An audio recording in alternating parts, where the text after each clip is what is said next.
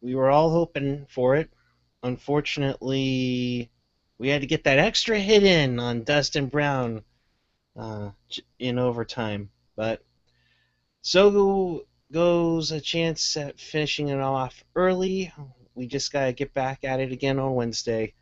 Welcome to this edition of Pucknology After Dark, following a Los Angeles 2-1 victory after the over the San Jose Sharks. As I hear myself going on over all over the place. With us tonight, my cohorts, Gentry Alexander Hey, and the guy with the awesome hair, AJ Strong. Hey now. You know.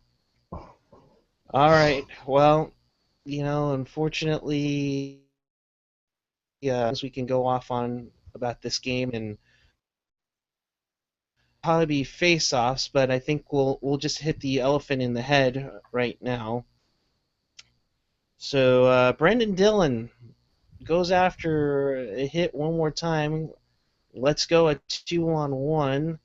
And sure enough, LA comes in and scores game winner. Good night, drive home safely. Uh, Gentry, I'll start with you. I mean, yeah. I'm going to say this is that I knew the Sharks were going to lose this game just on principle because we came back after a successful road trip and we had to drop the first one at home. So I wasn't really too mad that we lost.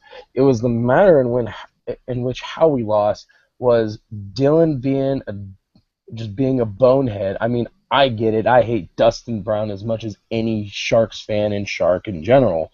But play smart, don't play stupid. And I think the Sharks played into the Kings' hands for most of the night. They weren't crisp and they weren't smart on the puck. They were taking dumb penalties, and eventually it was a power play goal that led up to the Kings tying the game. Otherwise, this would have been a pretty exciting game, evenly matched. But yeah, I think it was. Of course, it had to be one boneheaded mistake, and of course, it had to be Brendan Dillon. But good going, guy. Good going. AJ, good evening to you, sir. Yeah, they didn't play the Sharks didn't play their best game tonight. What did you take out of it? They got owned. I mean, the first two games, they played their game and made LA have to switch their what they wanted to do. And this time, LA came in and played exactly how LA wanted to, with the exception of the first 30 seconds. Other than that, LA played a heavy game like we would come to expect. They owned the Sharks in the circle, blocked more shots, uh, better on takeaways versus giveaways. I mean, they pretty much owned every stat tonight. Based on the stats, you would be surprised that after three periods that it would be tied. Um, Little things for me, yeah, it's that first game back from a roadie curse again. I know how much Ian loves him some Donskoy. I thought Donskoy was trying to be way too damn cute tonight. Way too cute. Make the solid play. Not everything you do needs to make ESPN's top 10, okay? He was way too cute for me. Um, and let's beat on my drum that I love beating all the time. Special teams. You get one or the other. You get that PK, you win 1-0. You get just one of those five power plays, you win 2-1. Mm-hmm. I mean, it's just like that. Like, to me, yeah, okay, did Dylan kind of screw up there in overtime? Yeah. So did Pollock for laying out. So did Couture for trying to cheat up ice instead of getting back. But we're talking about an overtime that, if the Sharks had a power play tonight, wouldn't have happened. And let's call out the other big elephant in the room. The Sharks get a power play, and what was it, 15 seconds into that power play, Pavelski is just cross-checked right in front of the official. 17,562 people all saw it, but the official didn't because he doesn't want to call a 5-on-3. We know that's why. Mm-hmm. It was one of the most... When you've got Pierre LeBrun tweeting out, can't believe LA is not killing a 5-on-3 right now, there's a problem. And it's... You look at look, this is not on the officiating. The Sharks needed to bring a little bit more. LA played heavy, but when it's a penalty, call the damn penalty. You don't take into the circumstance that, oh well, it'll put them on a 5-on-3 in a tight game, and you know what, blow it out your ass. It's ridiculous not to make that call. And then of course the other huge elephant in the room, can the fourth line, who's there to just wear out the other team and to check them hard and to keep possession of the puck and everything, can you not take a parade to the box, guys? I'm just saying. The Sharks, stat-wise, they didn't deserve to win that game, but they should have won the game if they only had a power play tonight. That was such a huge key tonight. All right. Ian Reed has joined us.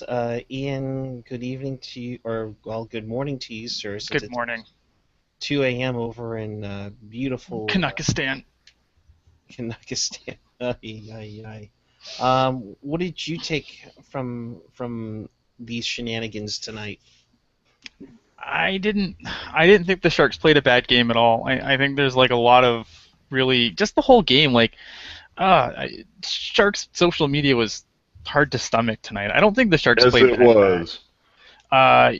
Everything, like anything that went wrong, it was like everything's the end of the world tonight. I don't get it. The Sharks were really good at even strength. I'm pretty sure I don't have the final numbers in front of me, but they were out shooting the Kings at even strength. If they could stay out of the box and not take stupid penalties, they would have been fine. Obviously, spalling for Zubris is a thing that needs to happen. But other than that, I don't think that they played a bad game. I didn't like that last goal, but it went back to the thing that I've kind of been on this whole series, is that you can't play the Kings game, and that's what Dylan did. Dylan tried to go play the big hit instead of just playing his position like that had brought the Sharks success this whole bloody time. And to me, that's just frustrating. Yeah, it's the worst part because, you want to go in for that extra hit, but overtime is not the right time. A 2-on-2, becomes an easier thing to work on, and it to me hurts more. I think just because of you have a chance to go up 3-0. You have a chance to finish off the Kings Wednesday night in front of a crowd that would be rocking in San Jose. Instead, in this whole myriad of Bay Area sports that's going on tonight, the Giants were at home against the Diamondbacks. The Warriors, I assume, won their game, and the Sharks will end up being the back page again because hashtag that's so Sharks. Hashtag it was 2-0 already trending. Well, I'm not surprised. Shut up. But here's the thing. I'm going to pull up the stats here because I think it's absolutely ridiculous. It was, what was that? One time it was like 14 of 47 on face-off wins for the Sharks tonight. Congratulations, Nick Smalling. The one thing you got going for you right now is that you are perfect in the face-off circle. And how was Marlowe? Carlson was 0. Wingles was 0. Patrick Marlowe was a paltry 20%. Pavelski was 47. Jumbo was 45. Outside of Smalling, only Joel Ward at 67% and Tomas Hertl at 75% had an over 50% success rate in the in the dawn. circle. You know what, though? If I could just chime in here for a second, though, I think that's also a testament to the game that the Sharks played too, because to lose that many draws and still be out shooting your opponent at even strength, I mean, that says a lot to how the Sharks played that game. Like it wasn't the prettiest game of hockey that we're ever gonna see. It wasn't the most exciting, but like there's another team on the other side of the ice. You have to give them credit for actually being a decent team. Yeah. Now San Jose was 0 for 5 on the power play, and if I'm reading the stat sheet correctly, they only had 3 shots on goal. Yep.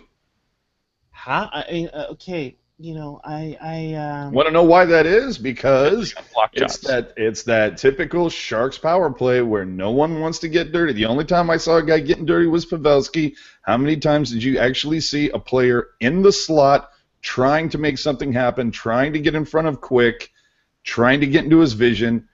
Wasn't happening. We saw a prime example tonight where Thornton, high near the boards, took it all the way deep, all the way around the back of the net just to tap it up to Burns to take that low percentage shot from the blue line that gets blocked. No one wants to crash the net. I don't get that.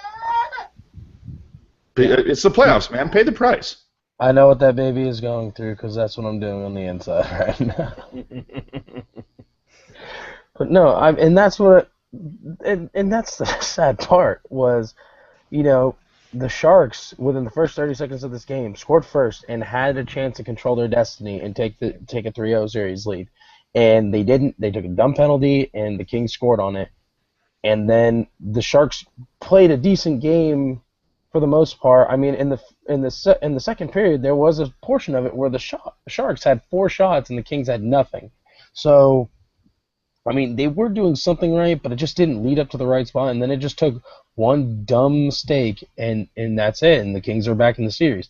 I knew that this wasn't going to be a complete blowout by the Sharks by any stretch of the imagination. It would have been poetry if the Sharks swept them, but I would take, just right now, I'll take a series win, in 5. Just get it done. Come back the next game with some fire and gusto, and take it to them. I don't care if it's a blowout. I don't care if it's another 1-goal game in which we win. Just take it to them and get back on track because we know you can. And credit to Jonathan Quick. He made some great plays tonight. That's his first win against us all season. Yeah, I mean, he's 1-5 against the Sharks this season. So I mean, credit to him. He got a win, and the Kings made some adjustments, and now it's time for the Sharks to make some adjustments. Clearly, that fourth line is going to get a long look. Clearly, the power play is going to get some time on the ice tomorrow morning. But didn't we all kind of feel like this was going to be coming? That it was that, first game back, that's so Sharks. So I'm ready to take the game on Wednesday and then hopefully be Road Warriors and do it on Friday in their house. To me, maybe that's even better than a sweep, just to do it in their building, if we can. If we can. I mean, let's not jump ahead of ourselves just because we need to get to Game 4, and I just don't understand as to. It still mind boggles me why we aren't just focusing on trying to get pucks on net and have some guy in the middle. I mean, hell, I know Burnsy's got a great shot at the point, but maybe his craziness can lend itself to be a Holmstrom in front of the net. I mean, Mike Ricci's a development coach for this franchise. I mean, for crying out loud, we can find somebody that's willing to go to the front of the net to deflect or block, or screen Quick. I mean, come on. I mean, 3 shots on 5 power plays is pathetic. Yeah, no, that's an absolute joke. I mean, and the scary part is, I don't have it in front of me. What are the Kings went 1 for 3, so I think they've gotten a power play goal each game, if I'm not mistaken. Yep. So, I mean, running at 25%. So before tonight, they went 1 for 3, so that's obviously going to go up. I mean, one of the key things we said was for the Sharks to make them pay on the power play, and that's not working. Well, and another fun thing that's going around right now are some screen caps of that play just before the overtime winning goal. Some nice screen caps, lending a little bit of credence that they actually might have been offside. Oh no! I mean, I look. yeah, if you look at it in your, teal tintiest glasses, there, I can see where somebody would say, oh, you know what? To me, that's not even it. It's like I said, I go back to the fact it never should have gone to overtime. You're going to go 0 for 5 on a power play.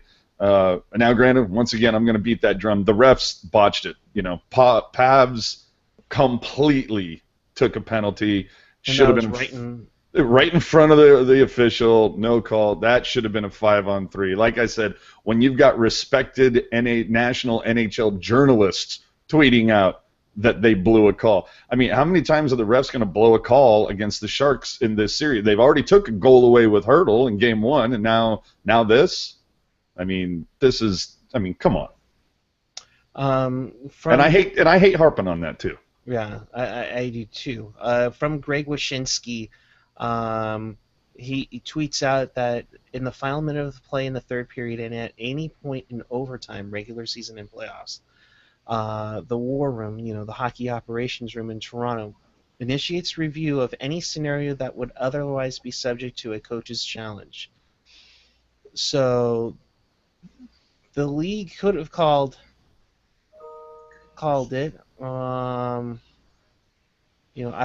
seeing some screenshots, but nothing is showing me. Friedman said that it wasn't off. That in his view, it wasn't offside from the lookup from the Sportsnet feed. Which, I mean, I don't know. It's nothing egregious, but it's just to me it's really not even worth discussing just because it should have never even gotten to overtime. That's the thing that just gets me. And then the weird thing, your quirky stat for the night. All 3 teams that lost tonight all scored in the first minute of their game. That's just weird. That's just weird. Go figure. And another thing about it too. But first, before I get into that, I just want to forget to mention. Make sure you use the hashtag Pucknology after dark when asking questions or comments. You can follow us on Twitter. There's most of the guys that are on here right now. Also, if you're on the YouTube page, you can do the Google chat and make sure you subscribe to the channel as it is. But funny enough, how every Game 3 has gone into overtime when it's Sharks and Kings. April 19th, 2011, that was the crazy stunner at Staples. When the Sharks were down 4-0, they come back to win it and win in 6-5. Devin Setaguchi with the nice goal there. May 18th, 2013, Couture on a power play goal beat LA 2-1. April 22nd was Marlowe's weird backhander goal that beat LA 4-3. And of course tonight, Tanner Pearson with the overtime winner 2-1, and that's a similar count in the series, although the Sharks lead 2-1. So now where do we go for here? We're going to be going to Game 4, and I mean we're talking Zubris getting in the fourth line. I mean I think that's pretty much set. I mean I don't know unless he's banged up. Oh, that's true. I mean, in that case, then you got to keep Smalling because you don't want to put Michael Haley out there. That's just asking for a disaster waiting to happen. Well, you tighten up, simplify the game. Like I said, Donskoy. I felt for a lot of the first part of the game that the Sharks are kind of chasing, and rather than letting the game come to them, so to speak, it really felt that they. Maybe it's the whole thing of they just get the yips or the jitters or whatever it is when they're playing in front of their home fans, and maybe scoring in that first 30 seconds just had them just nice little just kaboom of adrenaline and energy, and it just washed through them, and then all of a sudden they just kind of like lost focus, started chasing, but still, like I said, going through what to me was a largely controlled LA game. I mean, the stats bore that out. To get out of it, to take it to overtime. You know, I mean, it really could have went either way, even though for the most part, LA owned the Sharks tonight. They So didn't though. Like at even strength, the Sharks were the better team. um, I'm just watching it. I just found myself going like just seeing either why they're taking a low percentage shot, or they just can't sustain as much possession in their offensive zone as LA was doing to us. Um, I'm just going by the eye test, and it's like, which way was I shouting more? And tonight I was shouting a little bit more towards like, oh, come on, you're missing opportunities, or it just felt like that for me tonight. Maybe that wasn't the case, but either way, The numbers don't support it. okay, well, the numbers never support anything I say. It's all good. I live for that. But the one number that I think we all can agree on, 0 for 5. Yeah. I mean, there's no That's argument the key. on that. Yeah, But it's a key stat for tonight. it is, and I'm not saying like that's good. But it's the idea that the Kings controlled the game. It's not true. It's the Kings were bad tonight. I mean, the Kings were bad tonight. The Sharks were bad. Like it wasn't a good. Like I said, it wasn't a pretty game at all. And I think this is just a case where we kind of overly we're overly watching our team, and you're not really seeing how bad the Kings are also playing because you're so focused on what we're not doing right. But if you looked at the whole thing, I mean, the Kings didn't play a significantly greater game either. Well, what do you think the ice looked like tonight, Ian? I thought the ice was fine. It's typical SAP center ice. I didn't think it was. I felt it was better than we're used to. yeah. Like it was fine. Like I didn't really think it was an issue. I mean, I don't really notice the ice at SAP anyway because it's usually kind of bad. So unless it's really, really bad, I generally just chalk it up to SAP ice. All right, the NHL just tweeted out the video for Pearson's game-winning goal. And Ian, since you are Canadian and you are the Canadian robot and everything you know of hockey, if my understanding for offside is correct, and of course in this postseason it is random. Yeah. In order to be cleared for offsides as you're coming out of your attacking zone, you have to get both skates out of the blue line and then you can go in, right? Yeah, let me see if I can see this video here so I can actually. It was at NHL. Okay. Yeah, I'm looking at. And to me, it looks like Pearson's right skate doesn't. I'm at the 6-second mark. Doesn't look like he gets all the way over. And granted, I don't. No, he's onside. His skates were on the ice. That's what matters. Oh my God, you guys, we're talking conspiracy now. Oh my God. Well, it's onside to me. I know, Well, but it wouldn't be the first time the Sharks got screwed over by the NHL. I will say this right now: we're up 2-1 in the series. I figured we were gonna lose this game coming back after our road trip. Mm-hmm. Guys, Sharks fans, Pucknology fans, hockey fans in general, calm your fucking tits. Step away from the ledge. Step away from the goddamn ledge. It's not going to be another reverse sweep. We have nothing to worry about. There's a 7-game series. 7. So, well, you know what? Right. All we need to do is win the next 4. And we'll be fine. I'm not even worried, like, right now. Honestly, like I tweeted out earlier, if we suck in Game 4, then I'm concerned. But right now, I'm not even worried. Because if they come out and win Game 4, I'm fine. And this coming in right now, Chester Chivo just screenshotting Ian with the meme. I ain't even mad. Because look at, like, if you take the first 3 games so far of the series, the Sharks have played really good hockey with the exception of a couple of boneheaded plays here. But if you look at games 1 and 2, I think that's been the best hockey they have played literally all goddamn season. So if they just keep doing that and they capitalize on their power play chances, this series is done. And if they don't play dumbly and they don't play into the Kings style of game of, taking dumb penalties, like I said, the Sharks can take this series. And all they need to do is just calm the fuck down. And you know what? And give it up for Doughty for those ridiculous minutes tonight. Dear Seriously, God. Doughty. Yeah. Crap, dude. As much as I hate hearing him speak because he's such a douche, the guy is a world-class hockey player. Oh, hell yeah, he is. He's great for sound bites, especially if you're a Kings fan, because he talks shit about the Sharks all the time. But fuck, I would want him on my fucking team. That guy puts up minutes. Yeah. I mean, they played exactly 63 minutes 47 seconds. And he was 35. 35. Yeah. I mean, that's absolutely crazy. Oh, and if not to pour more gasoline on a fire, now the Giants game is going to extra innings. Dear Lord. Seriously, I mean, it wouldn't be now very going to extra innings. Holy yeah. crap. It wouldn't be very a torture without both the Sharks and the Giants somehow blowing leads. I ain't even mad. And you know what?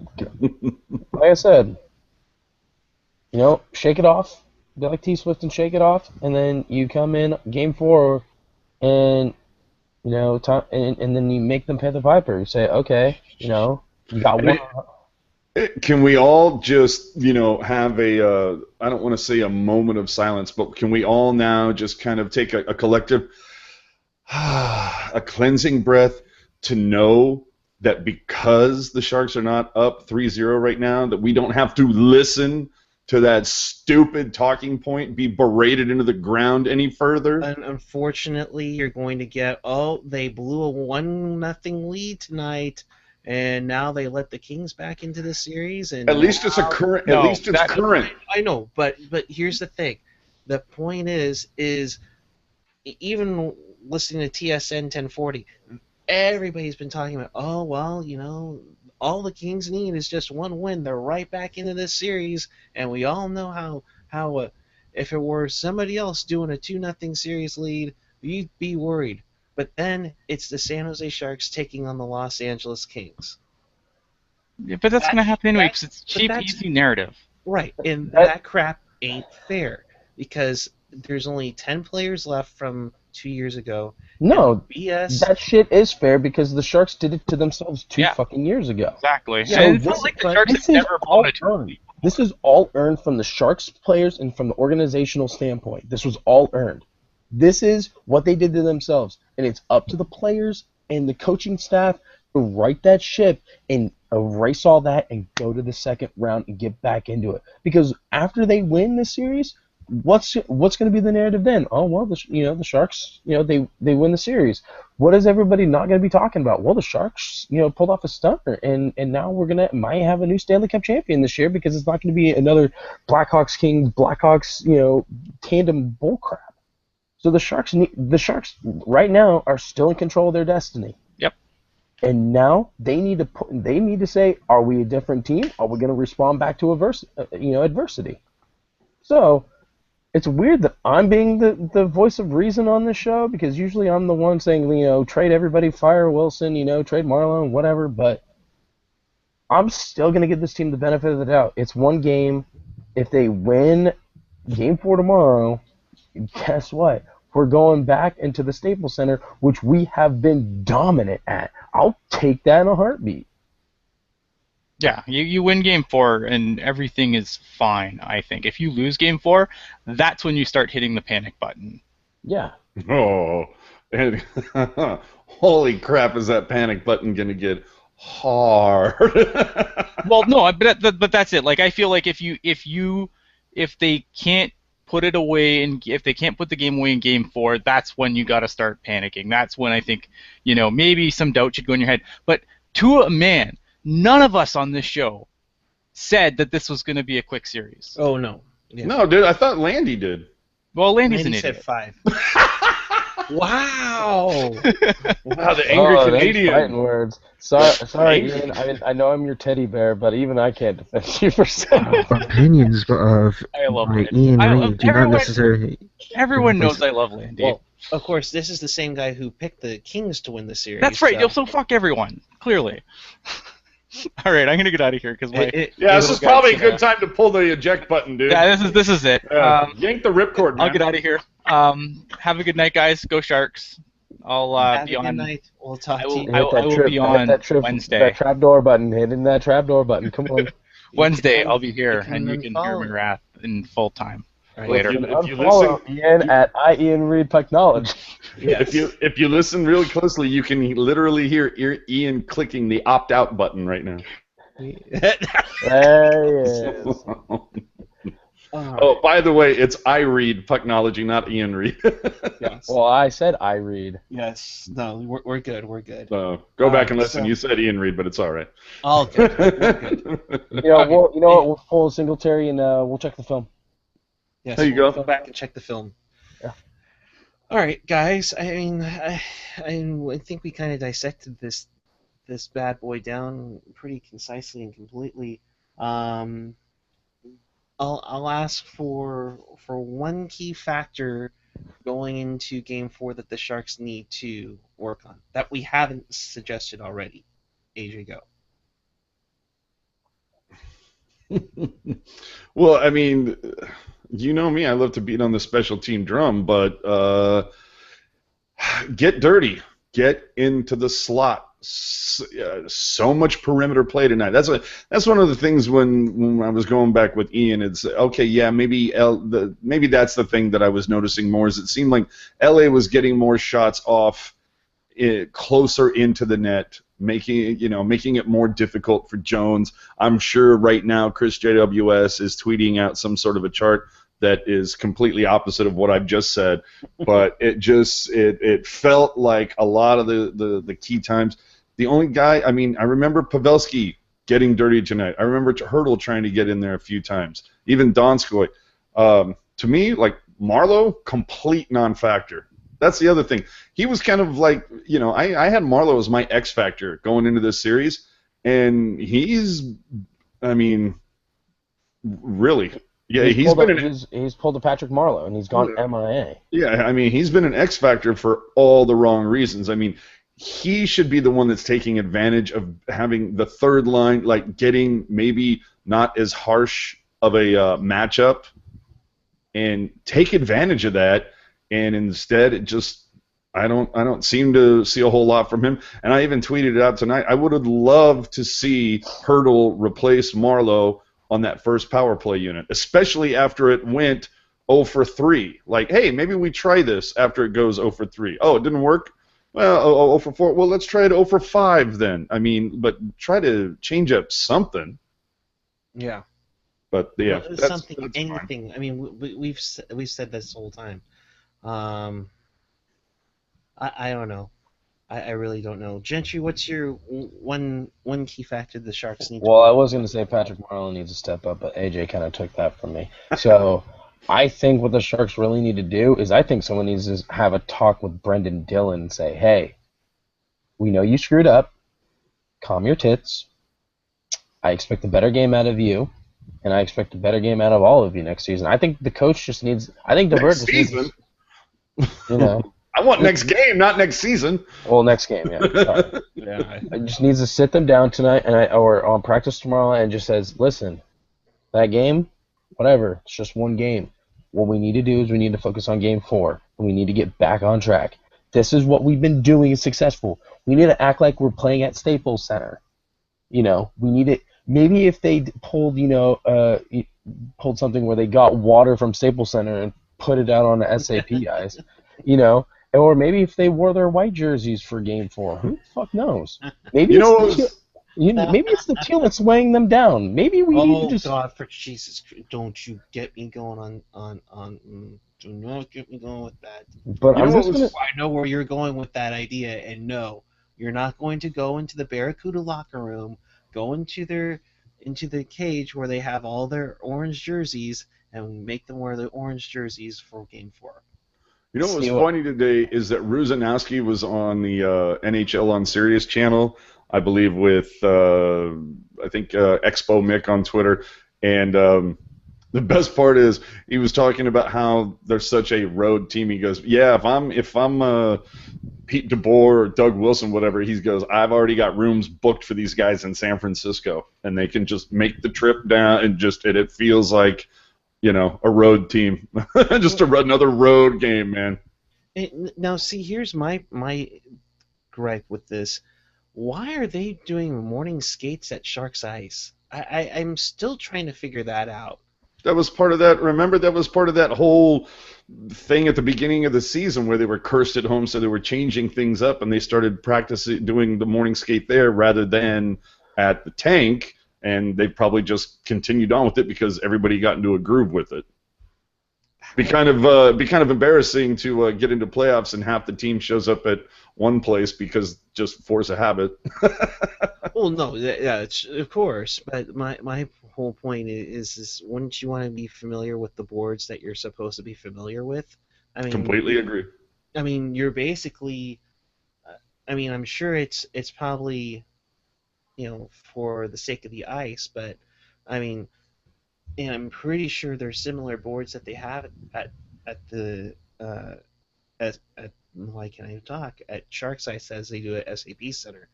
Um, but I mean, if you the Barracuda aren't playing till Friday, so that ice is going to be in for a while. I mean, freaking use it. Have practice there tomorrow. It's a good Why? idea. I like I it. I don't understand why we do that, but And it, whatever. Well, it and it luckily we're not the coaching staff, so we don't have to deal with this. All we can do is be the fan and the observer. And who knows, maybe they'll take something into heart with this. Maybe they'll be like, okay, obviously, but like I said, it's one game, coming back after a road trip, kind of figured this was going to happen. I mean, everybody hoped that we were going to go up 3-0. I mean, it would have I been didn't see great. that happening. Yeah, it would have No, been great, but I didn't see that happening. I'd rather take games 4 and 5 and yeah, take game 5 on the road and win that one, and then not only win it in game 5, but win it in LA and just watch how everybody at Staples Center just hushes up, and then what have you got left? Yeah, well, Well, I'd really like to see a repeat of the game against LA that they played at the end of March. What was that? 5-2, hmm completely dominated. Like, I'd like to see a really just a statement win. Something that just kind of lowers, yeah, basically putting your foot on their throat, saying, you yeah, know what, we're not letting up this time. yeah. yeah, no. Well, Oh, sorry. Go ahead, Chintry. I was just gonna say that doing that at home, nice. But I'd rather have that statement game 5 after being up 3-1. So I'd rather have a close game at SAP Center tomorrow, on Wednesday, sorry, and then you dominate game 5, 5-2, 6-3. It doesn't matter to me as long as you dominate and you take it to them at home ice, because as we've all proven, the Sharks are a lot better on the road. So See, why I'd not flip, win and it on them? that's exactly why I'd flip it. I'd rather see them have a dominating win at the tank where they're known to not do that great, just completely dominate them. Then you're going to LA, you're up 3-1 in the series, and they're already known to be a road warrior team. You've got a bunch of nervous energy. I see. I'd rather have the dominating game tomorrow, or on Wednesday, but that's just me. Yeah, no, I agree, and I think they can come out with a dominant game 4. It kind of sets it up for LA to be on their heels at home for game 5. I'm going through the chat here, and I got a couple of things that I want to point out. MoleRat33 says, I put Wardo on the top unit before Hurdle because we know Ward likes to go to the dirty areas. I'm in completely agreement with that. I think that's a pretty good idea. So you replace Joel Ward with Patrick Marleau? No, replace Patrick Marleau with Joel Ward.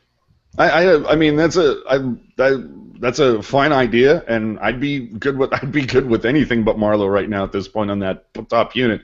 I suggested Hurdle just because he already has proven that he has chemistry with Thornton and Pavelski that are already part of that unit. So I just figured where there's something you're used to, you can find comfort in that. So I thought maybe you could find a little chemistry there, but I'd be fine with Wardo in that position as well.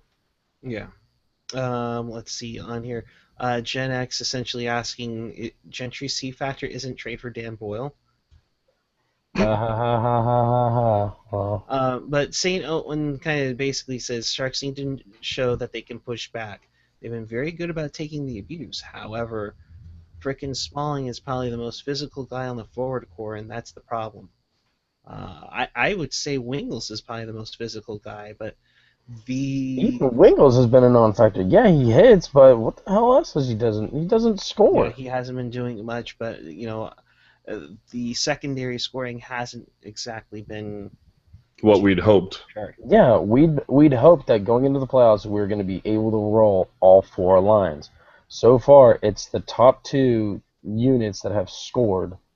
It's been Pavelski leading the way, as we've come to expect of that. You've gotten contributions from the second power play unit and everything else like that. But really, and it comes down to the fact that Marlowe needs to find whatever fourth gear, sixth gear that he has and realize that it's like if you can get Marlowe going, This wow. is what I'm saying with that Yeah. third line. Take advantage of him being on that third line.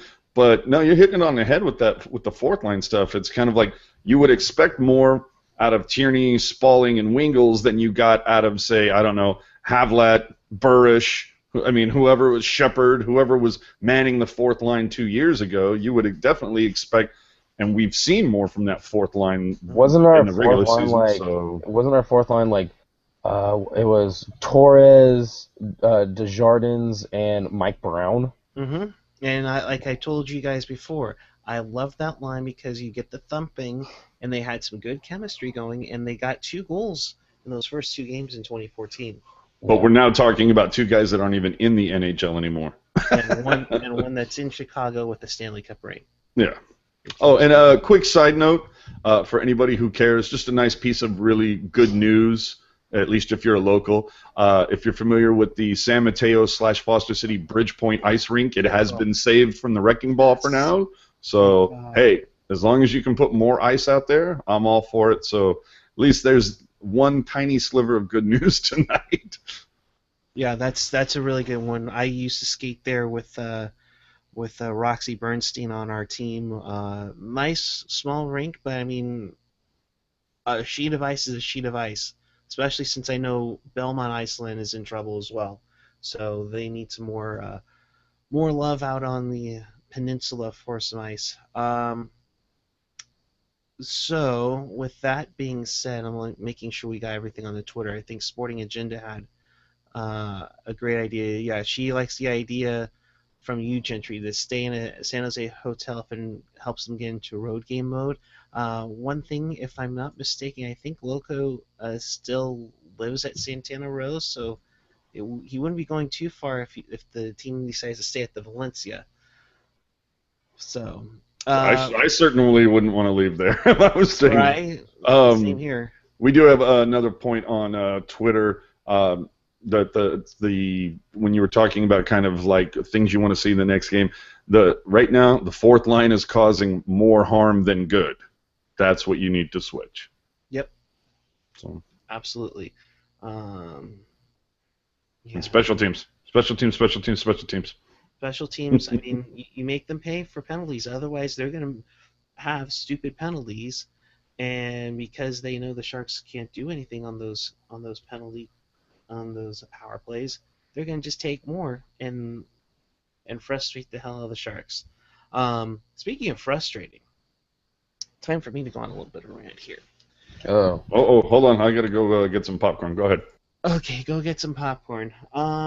For years, I've been begging, pleading, Facebooking, Twittering, you name it, that the best way to get the whole crowd together in one cohesiveness, one united form, was for the Sharks to finally have a teal out. And we finally had that tonight. Kinda. I don't know what it is, and everybody was telling me tonight, they don't want to put it over their white dress shirts. Oh, they want to do this. They don't want to mess up their jerseys. You seem to do it fine in freaking ass Oakland with when it's yellow with the freaking Warriors. What the hell is it with putting on a t-shirt to be one together, be one team together, be a whole crowd united? Look at freaking Nashville tomorrow. Look at what Pittsburgh was doing earlier. Look at Calgary in 2004. Look at freaking Philadelphia tonight.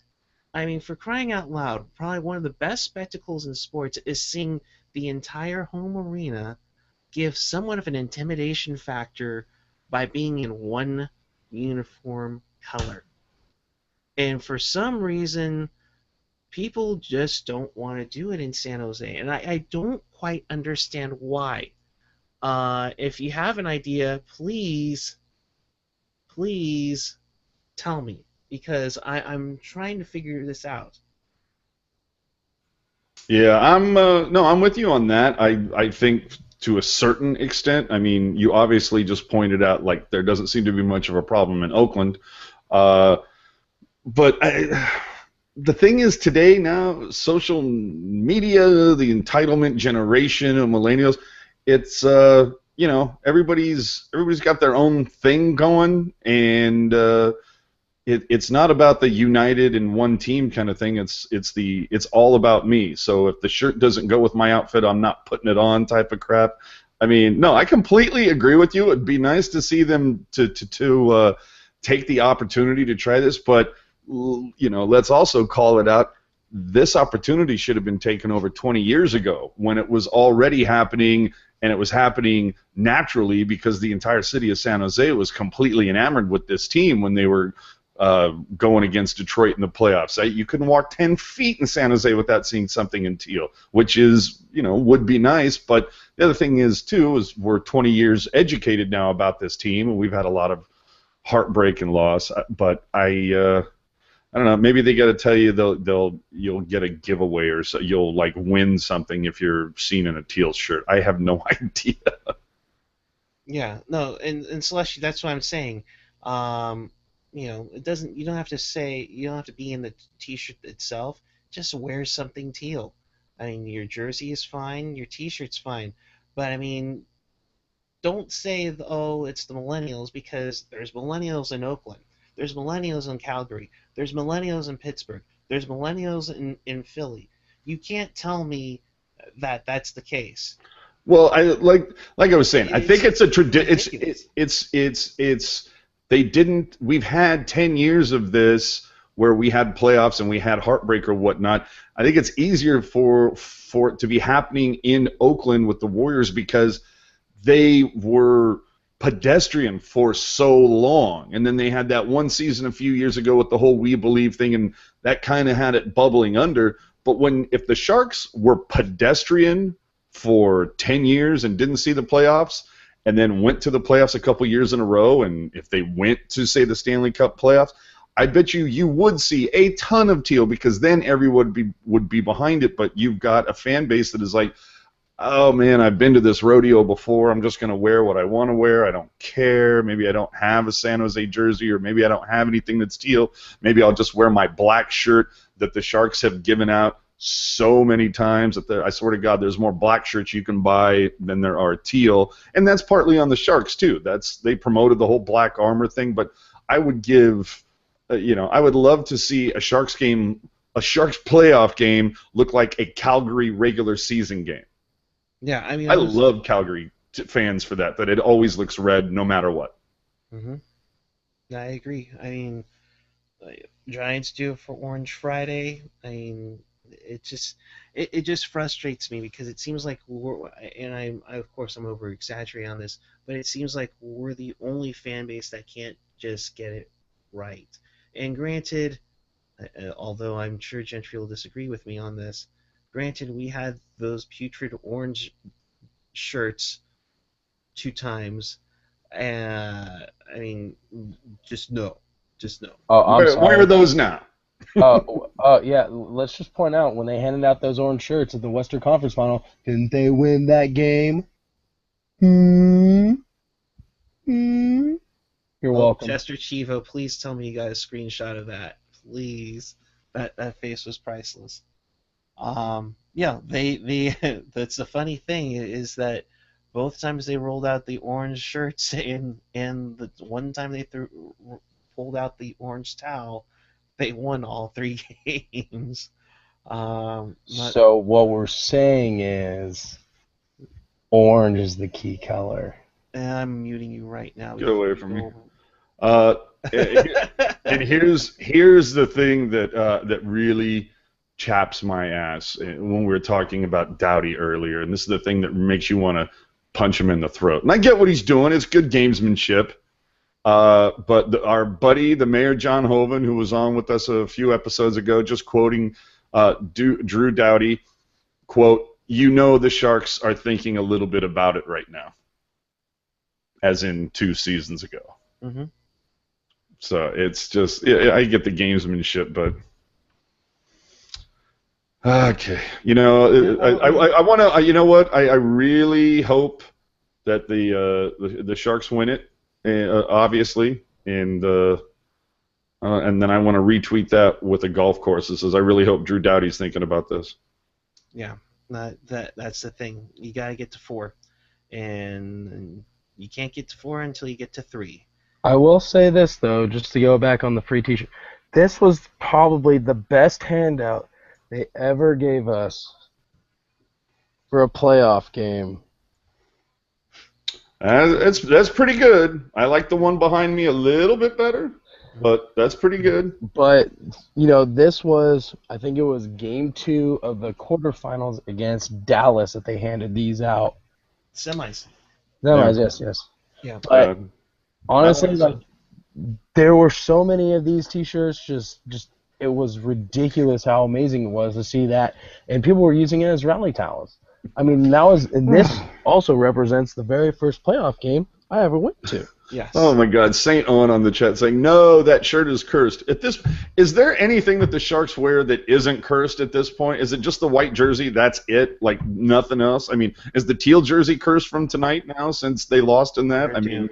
can we stop with the curse thing again? Well, So what you're saying is that we should go back to our heritage jerseys, which did not see a single win this entire year.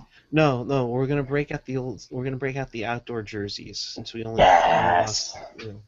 Oh, for Christ's sake. Let's just make this a repair. All right. With that, let's like Ian said, just burn it all down, right?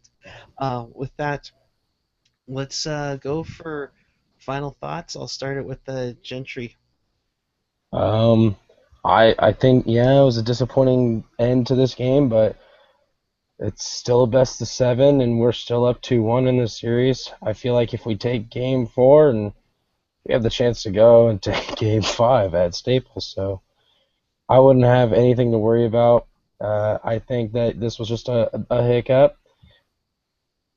Let's see how the new Sharks respond Game 4. All right, AJ. No, that's a great point. Let's see the guys that weren't here 2 years ago. Let's see them kind of take this by the horns and say, look, it isn't 2 years ago. We can do this. We got this.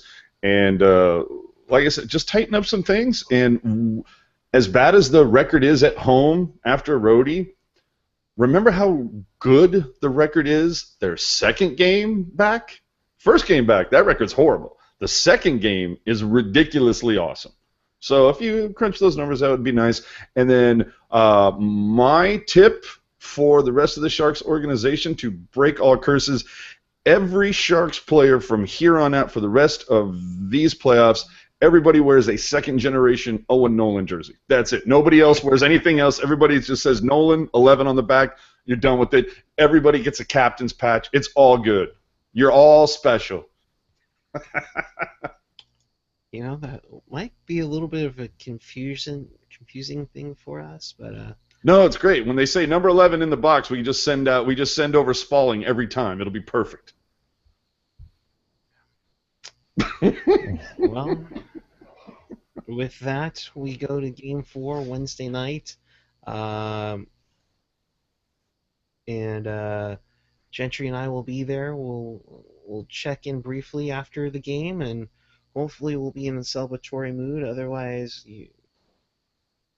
will be cursing luck like a moflicka. But that's what it is in the Stanley Cup playoffs.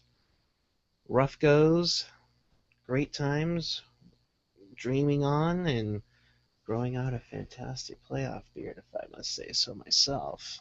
You might need, yeah. It's pedestrian at best, but A weekend not too bad though, right? So, make sure you subscribe down below. Should you looking at AJ here? A little spotty, make my sure brother. you subscribe below for all your playoff beard and Sharks needs. I mean, I Yeah, pretty much. I love this. This is okay for your job. Whatever this is, but just a little bit of this, not okay. I don't get Right? that, but all right, I whatever. don't either. I mean, we have to look professional apparently. But up to last year, I couldn't even do a freaking mustache. So make sure you subscribe down below. Make sure you check out Pucknology.net. Ian's working on the post-game read-up right now. He's probably waiting for me to finish this broadcast. We will be back with you Wednesday night after Game 5. I'm sorry, Game 4. And then we'll be back for Game 5 on Friday, where we hope that'll be the final game of the series. But until then, get some rest. Probably turn off Twitter for the night because it's probably not going to be pretty. And until Wednesday night, keep it real, keep it fresh, keep it real fresh. Good night, everyone.